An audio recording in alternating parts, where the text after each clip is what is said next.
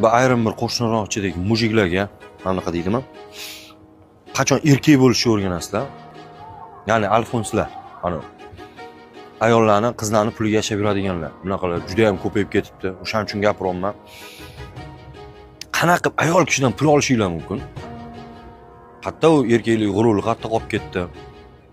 Ota-onamiz bergan tarbiya qattiq qolib ketdi. Qaranglar, sizlarga bitta gapim bor-da. O'sha alfonslar, ayollardan pul olib yuradiganlar. Ertaga farzandi o'g'illi bo'lsang, o'g'ling o'zingga o'xshashini xohlaysan? O'sha savolni o'zingga bergin, o'shaning javobini olasan. Shunaqalarni bildim yaqinda.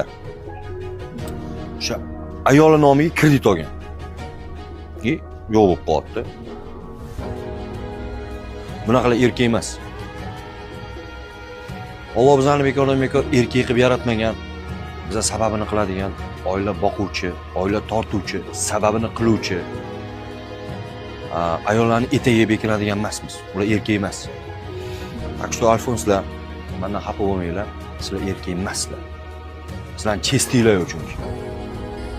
Chest yo'q.